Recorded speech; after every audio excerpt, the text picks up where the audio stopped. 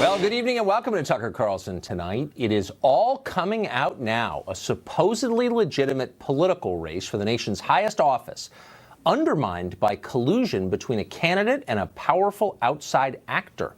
American voters repeatedly lied to. Now our democracy is quaking beneath the blow of it all.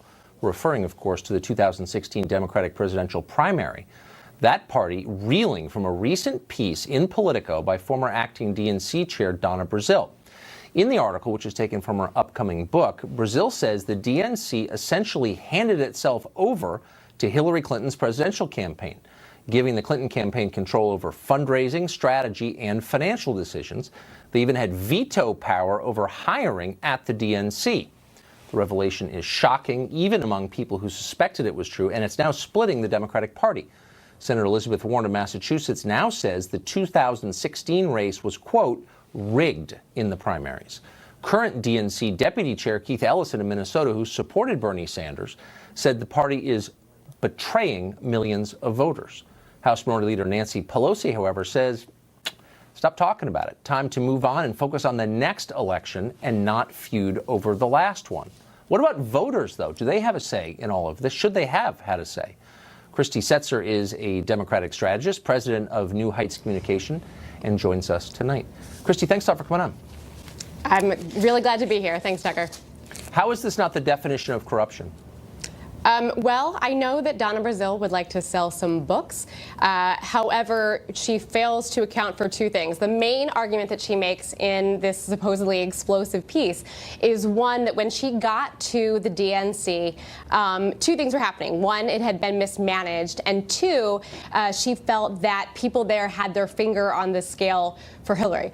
Well, guess what? We already knew that. And that is why several people resigned at the convention and she took over. So it's really old news here, and I'm a little confused as to why we're focused on it. Well, I don't know why we're attacking Donna Brazile personally, whom I'll remind you is a woman of color. But I don't think that your response, just using the rules that you guys set up, that your response accounts for the claims that she makes. She says there was an agreement, explicitly signed, a legal agreement between the Clinton campaign in August of 2015, a year before the primaries ended, and the DNC, giving the Clinton campaign financial and hiring control over decisions at the DNC. That seems like corruption. I don't know how else you would describe that. No, it's not. So here's what actually happens, and I'm sure this happens on the Republican side as well, which is that when someone has secured their party's nomination, essentially they start acting as one with the party committee. Right. So it seems as though the Clinton campaign decided to make this agreement early, which said, hey guys, when I actually secure the nomination, you know that we're going to have some say over the communications director, over some of the strategy, things like that. That, to me, does not seem out of the ordinary. Yeah, that's not actually what it said. And I mean, look, if you're making the point that both parties try to rig the system in favor of the candidate they want, you're absolutely right. And the Republicans tried to do that, and they failed. And that's how they got Trump. No, it's true. Both parties try to rig it. But my question is, don't voters have a say in this? The party doesn't belong to the people who are paid by it. It belongs to the voters who vote for it. And to make an agreement like this before they get to vote seems to me an act of undermining democracy. It's not at all. I mean, the states are the ones who control the primaries. The DNC and party committee staffers really have, frankly, very little role in that. So no. And the other thing is that I think there's a suggestion here that that it was so unfair as to that something might have changed the outcome. Hillary Clinton won the primary by 4 million votes. So it's really hard to see how this could have gone down any other way. And again, to look back on, would this change things so that, she wouldn't rightfully become president? Well, she's not in office right now, so it's hard to know why this matters so much. I mean, these are all hypothetical questions, but what we do know is that the system was not on the level. It was rigged. And I'm not a Democrat, but a lot of people who've devoted their lives to the party are saying that. Here's what Tulsi Gabbard, who at one point was a vice chair of the DNC, you can't say she's not a Democrat, quote, the campaign finance laws and I'm quoting, essentially allowed the Clinton campaign to bypass individual contribution limits by funneling millions of dollars to the DNC, taking control of the DNC in the process. She's not selling a book. That's a real accusation from a lifelong Democrat. It's not an accusation. What it is again, to go back and think about what had happened here, Hillary Clinton took the DNC when they were in a ton of debt, when they were basically bankrupt, and got them out of bankruptcy. Raised a lot of money for the DNC, raised a lot of money for state parties, and then, basically said, hey, and we're also going to want some say in how that money is used. And that's not so unfair. As I understand it, the same agreement was basically offered to Bernie Sanders' campaign as well. He chose not to raise money for the party. And look, that sets up a larger contrast between the fact that Hillary Clinton has been a Democrat largely all her life. She talks about how she was a Goldwater girl. And then, and has been. And Bernie's not really a Democrat. I mean, I love that Bernie's not really a Democrat argument. Look, he voted with the Democrats his entire career in the Senate, as you well know. Yeah. But how about someone who has been a Democrat consistently, Elizabeth Warren, saying the system is rigged? Is she not a real Democrat too? I mean, look, the point is this is not just Donald Trump or right-wingers like me trying to cause trouble in your party. These are actual Democrats. What do you think Joe Biden thinks of this, for example, who got shafted because the DNC put his thumb on the scale when it shouldn't have? And let's just admit that it's corruption. Yeah, I mean, again, I think that people like, Martin O'Malley and Bernie Sanders have a legitimate complaint to say that on a personal level, the staffers at the DNC probably preferred Hillary Clinton. I think that is true. I think that the debate schedule was unfair, et cetera. But I don't think that you can say that from abroad. I just really don't think that this is being made into. Yeah. When Democratic National Committee staffers who are bound, I would say honor bound, to remain neutral in the nominating contest, are figuring out ways to impugn Senator Sanders because of his religion, and they were caught doing that. Yeah. You think that's not corrupt? I don't think it's corrupt. I think it's human that they had preferences, and I think that look, on the GOP side, I'm sure that was the case as well. I mean, you may remember that Priebus wasn't terribly excited about the idea of Donald Trump. I'm not contesting that. The Republican Party didn't want Donald Trump. He bulldozed them and won. They tried to rig it too. I mean, that's true. I'm just saying it's not supposed to work this way. The Democratic Party just got caught rigging an election, and they should just admit it and apologize and maybe bring a little democracy into the process. That's all I'm saying. I would disagree with that assessment. I don't think that it was rigged. I think that Hillary probably did have outsized control for a lot of reasons, but again, it didn't change anything ultimately. Yeah, unknowable. Christy, thank you for that. Thank you, Tucker. Last year, CNN President Jeff Zucker gave an interview to a publication, Variety, for a puff piece literally entitled "How Jeff Zucker Made CNN Great Again." Pretty hard-hitting story. In the piece, Zucker explained his formula for greatness. Hard news, and yet more hard news. Quote, he said, "I think our air, as opposed to others, is truly fair and balanced." Zucker said that, apparently without snickering. Which raises the question, how much CNN does Jeff Zucker actually watch? Has he seen Jim Acosta lately? Acosta is CNN's senior White House correspondent. That's a title that suggests journalism rather than uninformed commentary. And yet here's Acosta from just 2 days ago, unloading what is clearly a pre-rehearsed little editorial on CNN's air. Watch. I think President Trump, Brooke, now has the world record for injecting politics into the aftermath of a terror attack. That is exactly what has happened in the last 12 hours or so, as the president has been tweeting about this. This president won a world record for injecting politics? According to Jim Acosta, reporter, that's, quote, exactly what happened. Can we get some documentation for that claim? A certificate from the Guinness Book, maybe? Did CNN's most visible hard journalist just accidentally slip into third-rate punditry? Looks that way, and it probably wasn't by accident, actually. As a veteran Acosta watcher, we've noticed a theme here. Here's a greatest hits reel. I think we saw the president's true colors today, and I'm not sure they were red, white, and blue. He is ushering in a Cold War, a return to the Cold War between Washington and Havana. They were not just seeing a press conference go off the rails or jump the tracks. You were watching a presidency go off the rails and jump the tracks. At times, this White House has an unhealthy fixation on what I call the 3 M's, the Mexicans, the Muslims, and the media. You count the cliches in all those statements. There's a lot more of that, but you get the point. Keep in mind that as of this morning, Jim Acosta was still listed as CNN's senior White House correspondent. Now, that's a different job from being a talking head on one of those panel shows with 19 guests, all of them minor political consultants. At least it's supposed to be a different job. Is Jeff Zucker watching any of this? Joe Concha writes about the media for The Hill. He watches all of it, and he joins us tonight. Look, Joe, I'm not attacking Jim Acosta for bad punditry at all, though obviously that's bad punditry. But I'm kind of wondering what the boundaries are. I mean, if you're a White House correspondent, supposedly committing journalism, gathering facts, bringing them to your audience, how can that person coexist with the person we just saw?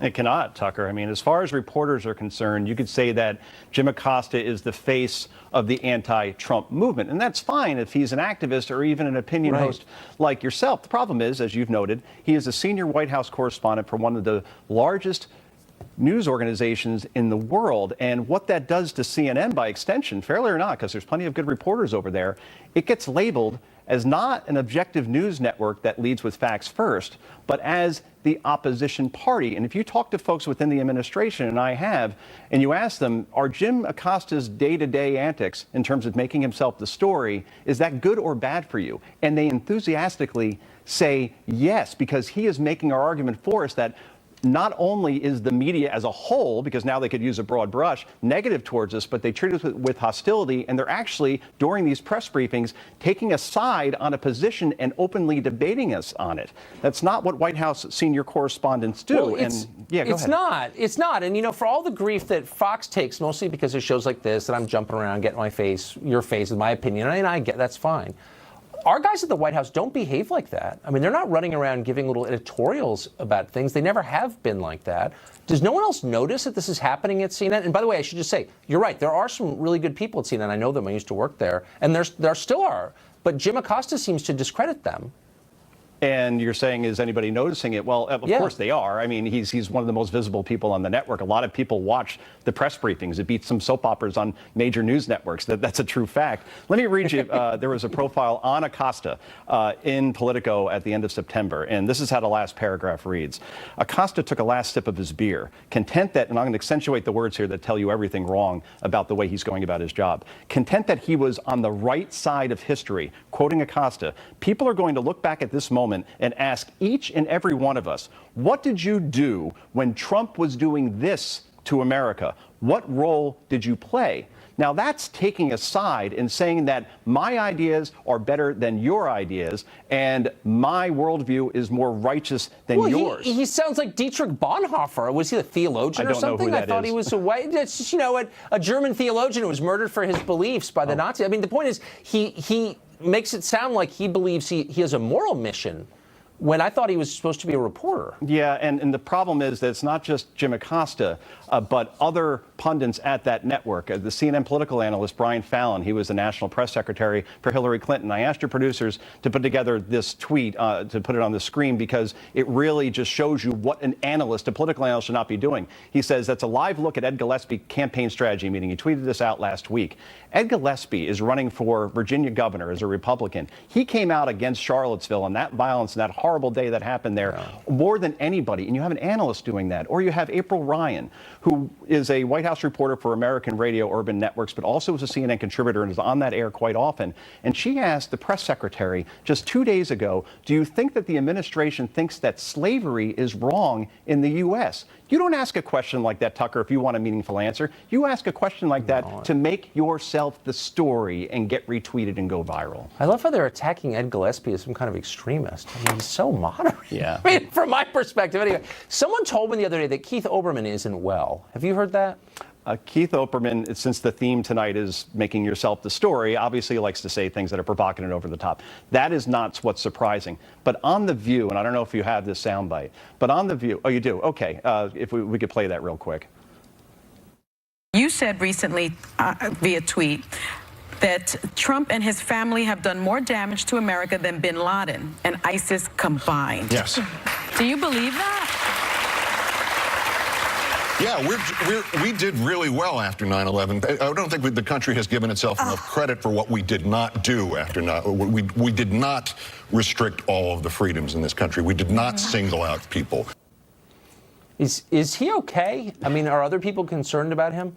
Well, I would imagine so. What I'm concerned more about, Tucker, did you hear the reaction of that audience? Yeah, I know. Who cheered when a guest compares a sitting U.S. president to the guy who carried out 9/11 and bin Laden that killed more than 3,000 people in New York, Pennsylvania, and New York and Washington, obviously, and then also says that President Trump is worse than ISIS, who just took credit for carrying out an attack just a couple of blocks from here that killed 8 people. And the crowd cheers that. And no co-host outside of Meghan McCain, who used to be with this network, actually stood up to him and said, that is ridiculous. Doesn't inspire We've lost our mind. confidence. This makes you hurt your hair. Makes me a little nervous. Joe Concha, as always, thank you. Thanks, Tucker.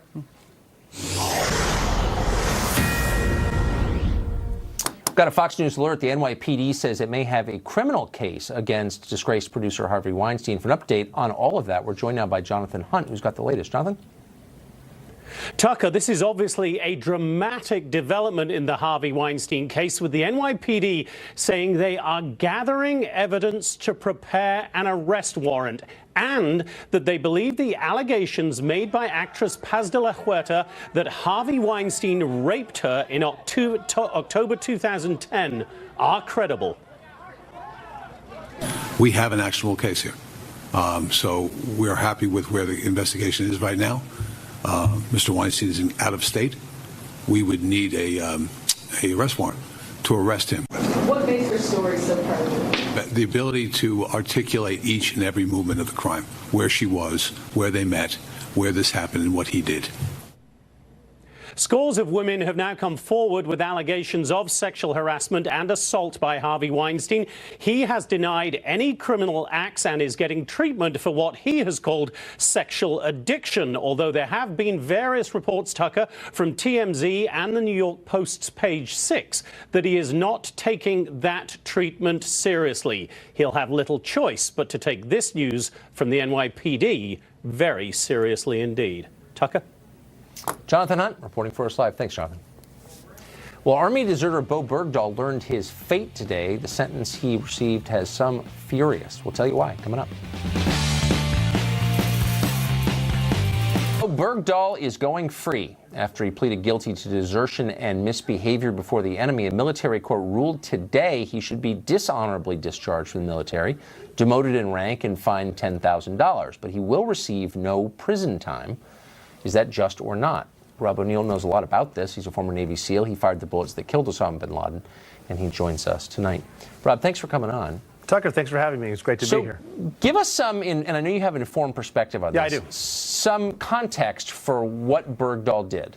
Well, this is one of the many missions that I happen to be a part of. I was on the base when Bo Bergdahl walked off. I remember waking up and being told an American deserted, and then we had to go get him. And it was a large part of my team and a lot of other coalition forces that we actually stopped what we were doing in the war effort, which meant for our team, we stopped going against high-value individuals trying to get back into Pakistan to take on very, very high-risk missions to get this guy that we knew very well walked off the base as the villagers turned him over to the Haqqani network, and they tried to move them over to be in Pakistan. So we went night after night doing very, very dangerous stuff, and there were people killed.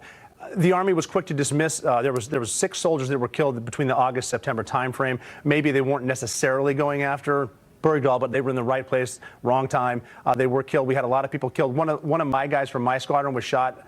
He would have died had it been with anyone else. He was hit in the femoral artery. The dog he was with was killed. Big gunfight because we landed in a spot. They landed in a spot where they shouldn't have, right on what we call the X, which is next to the target. My team actually went in to assist them with that fight. A lot of stuff went on that shouldn't have gone on. A lot of people were hurt, and it's all because this guy was a deserter, and it's that simple. And he did get rolled up by the Taliban, and he suffered a lot at their hands, but that's all because of what he did. His captivity, the stuff he went through, that is a punishment for what he did. Now, with this judge to just let him go, what about the people that were killed? What about the soldiers that were injured? What about the the wife that said she can no longer hold her husband's hand because he can't move? He's in a wheelchair. He was shot in the head trying to save Bergdahl. Think about the countless high-value individuals we stopped going after that did escape what we would have done to them and maybe made improvised explosive devices that could have killed Marines later on because we didn't, the intangibles, all this war effort stopping because there's one guy left. I'd said before that I was going to keep my mouth shut hoping that the military judicial system would do something the right way, but I think this judge dropped the ball, and I think it's sad. I think it's something personal against this administration. I don't know what it is. I think the judge made a bad call. So you said, just to go back to the beginning of what you just told us, that you knew from the outset that this was desertion. He had left intentionally. We knew without a doubt. We didn't know that. Those of us who were just covering this stuff, we were told by the Obama administration that we weren't clear. It wasn't clear how he was captured. I mean, it was so bizarre. I've been in a lot of different spots. About 8 months after we finished the bin Laden raid, I was part of a team that might have been tasked to go rescue him out of a part of Pakistan where he knew he was. And the Obama administration sent their people there and tried to explain to us, well, we think this guy might have fallen back on patrol. I had to stop her in the middle of it and like, no. This guy walked off. I knew before my first cup of coffee that day, he's a deserter. We need to go after him simply because he wears the uniform. We never leave a man behind. And this poor dimwit doesn't know what he just got himself into. He did learn over the next 5 years. And like I said, he did get punished for that, but what the judge did today was wrong. So, but they knew, the Obama people knew from the very beginning. I mean, if you knew, well, we knew, but they're going to spin it into something political like they did. But why would they lie about that? They want the victory. Why would they bring the parents of this deserter into the Rose Garden and have, on the Sunday morning shows have Susan Rice calling him, he served with honor and distinction. I talked to so many guys from my former command, the elite SEAL team, just saying a disgrace, a disgrace, a disgrace. A lot of guys that were there, one of my guys said, I have too many thoughts. I can't tell them right now. Yeah, that's depressing. It is. Rob O'Neill, thank you for that. Thanks, Tucker. I appreciate it. Great to be here. As always. Well, the Latino Victory Fund's Virginia gubernatorial ad was so over the top that it was pulled off the air. Our next guest thinks it was one of the great ads in American political history. Why does she think that? We'll ask her next. 4 days away, and the race is ending in a really ugly way. Earlier this week, the Latino Victory Fund released and then pulled an ad that attacks Republican Ed Gillespie's voters as racists who want to murder children.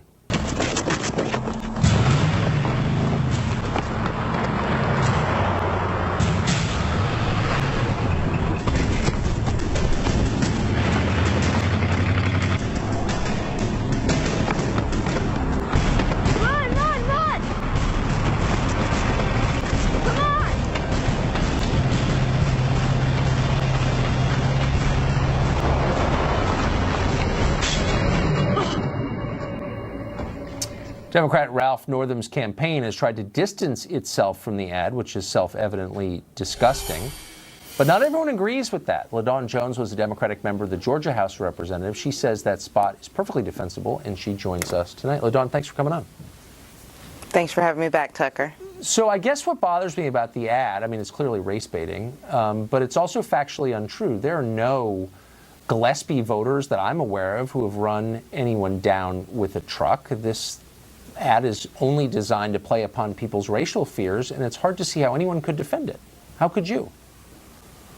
Well, I find it interesting that you've managed to poll all of the Gillespie voters to find out what they do in their private time. But, as a political consultant, I read the papers. This ad up Wait, hold on. Has a Gillespie voter run down a minority child with a truck ever? I mean, do you know something I don't? Do you know that? I know here in Georgia, there was just a woman convicted and given 30 years because she did go to an African-American child's party with her Confederate flag flying on her truck, and they drove in circles, as they called them, the N-word. So that happens. It happened in 2017, and it happened to me in the early 2000s. Look, the awful things happen, for sure, and I never deny that. But this is a political ad in a governor's race aimed at a specific candidate and his voters, and there's no evidence that anything it suggests is true. There are no Gillespie voters who've done this. By the way, we just had a kind of mirror image of this in New York City this week, where a radical Muslim ran down people in a truck. One of the reasons they pulled this ad. Do you see any irony in that? What I do see the most irony in is that in America, you can look at what happened in New York as terrorism, but when we talk about Charlottesville, in Virginia, where this race is going on, you pretend like that's not terrorism, as if that man with a Confederate flag on his car did not run over the poor woman, Heather Hayden. You know, so that's part of the problem that we have. So slow down. I don't know who you're talking about. I would never defend that. It's appalling. I think that is a kind of terrorism. I mean, of course, it evoked terror in people. No one's defending that, certainly not on this show. But the point is, but this you're is a saying that this is a non-realistic ad. And in America, what you have to understand is that there are Americans who are really afraid of this. Okay, but hold on. This ad is designed to win votes for a candidate away from another candidate, to terrify people. And the ad says, this guy supports running down minority children. And that's a lie. And it's the worst kind of racial demagoguery because it's preying upon people's fears. It's the kind of thing the left is always denouncing. Oh, it's racial demagoguery. Here you have an example of racial demagoguery, and you're endorsing it. Why?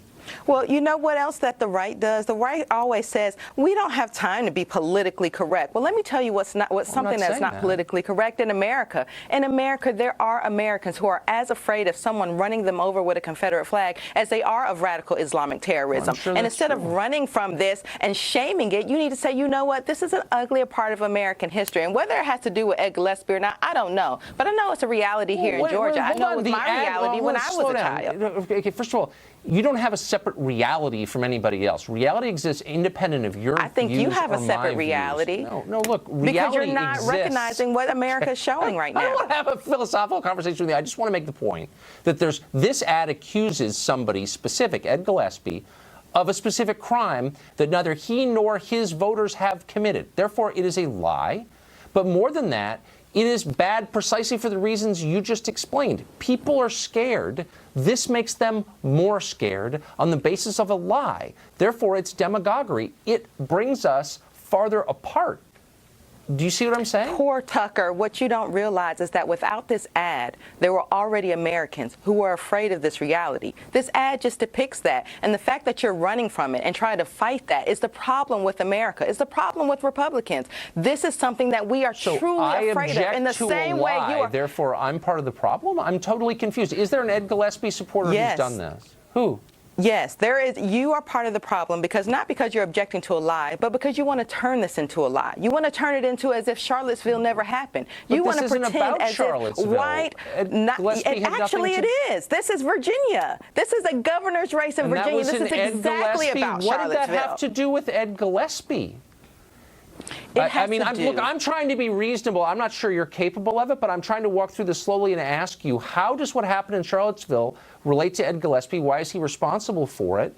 I mean, maybe I'm too literal. Maybe I'm like caught in, ancient linear thinking. No, you're trying to be literal. And you know why you're trying to be literal? You're trying to be literal because you don't want to recognize that there are white people in America that can be as bad and worse terrorists as the Muslim terrorists that are here. And you're defending this ad not because it has anything to do with Ed Gillespie. You could care less about Ed Gillespie. What you care about is what it depicts. You want to show that the Confederate flag is a part of our heritage. I salute one flag. That's the American flag. All right, we're done. You're a deeply unreasonable person. I hope you never get near power. Next up, the GOP tax plan could have big consequences for business owners, Tesla drivers, and of course, our viewers, you, me, all of us. Should we pass it? We'll talk to Republican congressmen about what it means for you. That's next.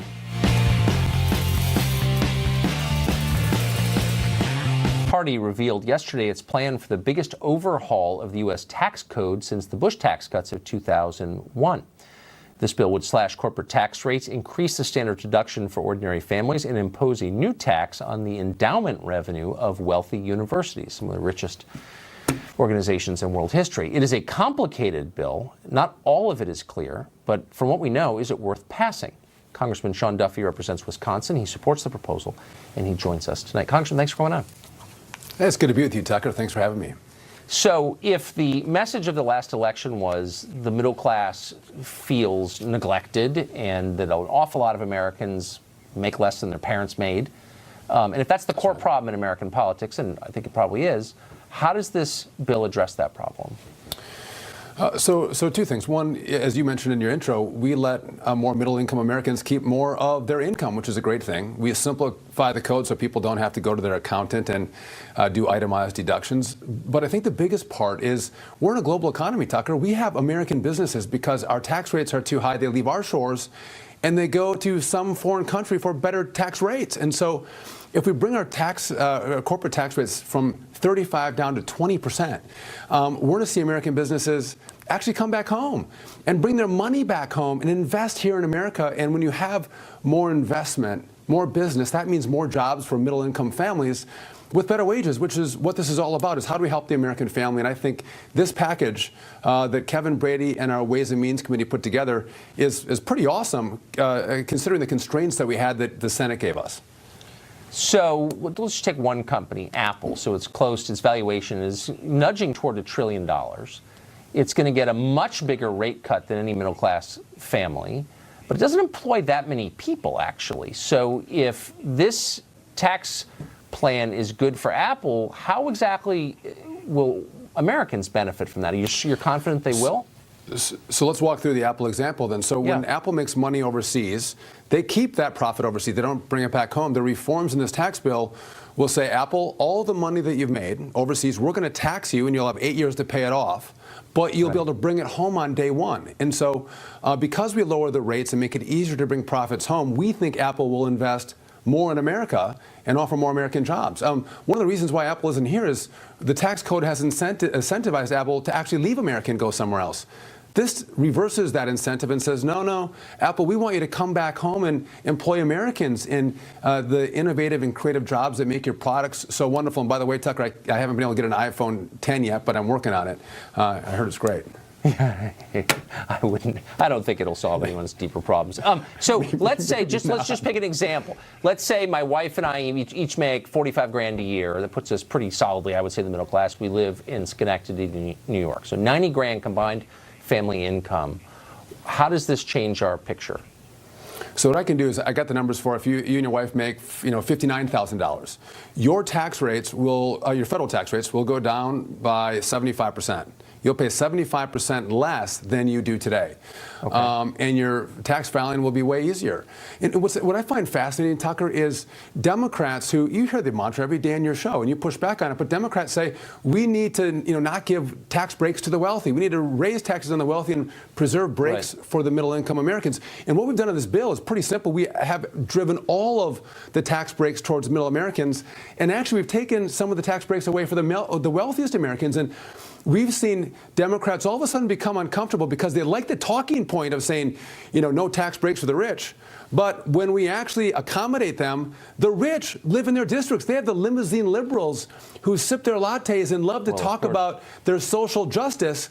But when we accommodate them, all of a sudden they're like, whoa, we want to make sure you can write off the interest on $1 million home. Well, where I live in Wausau, Wisconsin, Tucker, we don't have any $1 million homes. You're wealthy if you have a $450,000 home. So, but they can't stand that we're accommodating them, and the left-wing nuts are going crazy that they might pay a little bit more. They're not going to get the benefit that most other Americans are getting in this tax reform package. The Democratic Party is the party of the rich. I mean, that's factually true now. But finally, what about the property tax write-offs that people in states with high property taxes, mostly, of course, blue states, liberal states, but they can't write that off anymore under this plan, or to the degree that they could. So, how is that going to affect middle-class families? So not to the same degree, but they can write up to $10,000 of their property taxes. Right. So, maybe your home, Tucker, you might not be able to write off the full boat, but a lot of people aren't paying, much more than $10,000.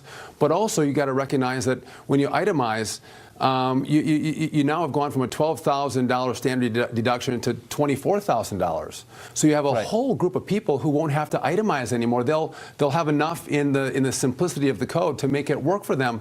One thing I want to bring up to you, you've heard the New York, the high tax states, New York, California, New Jersey. They're concerned about their inability to write off their state and local taxes. Well, what's not oftentimes brought up is the fact that the alternative minimum tax actually doesn't let them write that stuff off anyway. So they're not really hurt by this code. They're just not helped as much as they would be if other people in low tax states. Congressman, thank you for joining us and for that explanation. I appreciate it. Up next, a college professor has liberals howling for his job over a report he wrote about transgenderism. Why are they so mad? We'll talk to him next. University in Idaho has thousands of people calling for his firing because he has violated the sacred liberal catechism on transgenderism. In a recent article for the Heritage Foundation and again for the Daily Signal, Professor Scott Yenner argued that transgender ideology is undermining the traditional family by affirming the right of children to change their gender, even if their parents object. A petition says Yenner ought to lose his job for saying this. So far, Boise State says his job is safe, though a dean has also issued a statement saying this rhetoric does not reflect the values of diversity, whatever that means. Professor Yenner joins us tonight. Professor, thanks for coming on. Thanks, Tuck, for having me. So can you just explain crisply what you said that was considered so controversial by Boise State? Well, it's one of those things it's almost difficult to know what precisely got everyone angry, because most people concede the point that transgender rights can undermine parental rights. And so the general trope has been that I've said misogynist and transphobe and homophobic things in the article. But you were just noting that if you allow a child agency freedom to decide his or her gender, assuming you believe that's even physically possible, but if you let kids decide, then that undermines the right of parents to make decisions for the kid. So that's like a statement of fact, isn't it? It seems to be a statement of fact. I mean, it's difficult to imagine what the family could look like if there weren't parental rights and parental authority that parents would have to raise their children the way they see fit. So what kind of response did you get for saying something obvious? Well, I'm not sure that anyone ever read my article, and I've been proud of my administration for always defending my right to write on what I would like and my academic freedom. But at the same time, they've said that I've engaged in hate speech and that I've created an unsafe environment and I've been uncivil. And I think that we're beginning to see at Boise State the conflict between a university that's committed to social justice and a university that's committed to rational inquiry. And that, to me, is the slow death of the modern university. Yeah, or the quick death. It seems to be happening pretty rapidly. So in what way do they claim you're uncivil?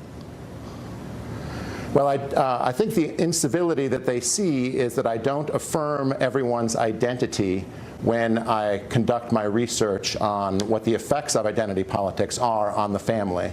So I think that's the new definition of civility.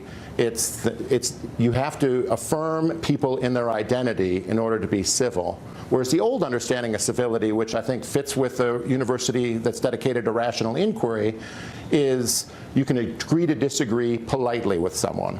Right. Right. You can say, I have a different view, but I don't hate you for it. That was my operating understanding. So they have, in effect, denounced you in a very modern way by saying that what you said does not reflect their values of diversity. Now, I hear that phrase a lot. I have no actual idea what it means. Do you know what it means? Well, I think I would go back to that understanding of civility, Tucker, that I think what diversity means is the need to affirm everyone in their own identity as they understand it. And the failure to do that makes you uncivil or maybe a person who perpetrates hate speech. So I thought diversity was the idea you could have people with different backgrounds, different experiences, different views, and they could all kind of live together. It sounds like they're demanding uniformity rather than diversity. Yeah, I mean, that's one of the great ironies, Tucker, that Boise State, for instance, has recently hired a diversity inclusion officer, and he is one of the primary people behind denouncing me in public. You know, he's blamed my articles for Charlottesville and genocide and called me a neo-Nazi.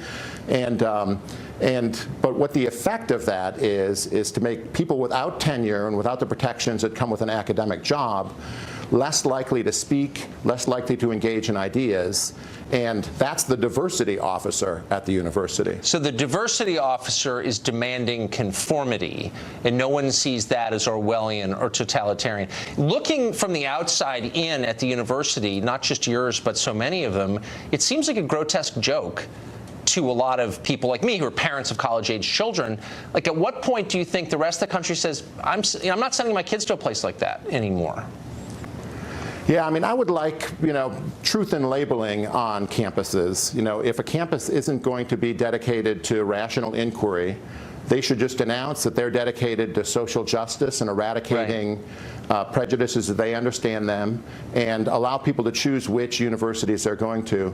It's not clear to me that there's enough intellectual diversity on any of these campuses to conduct a genuine constructive dialogue if those campuses are committed to social justice instead of rational inquiry. And it's the diversity officer's job to stamp out intellectual diversity. This moment's going to get out in history as one of the craziest things that's ever happened in this country, and I appreciate your having the bravery to stand up right in the middle of it. Thank you, Professor.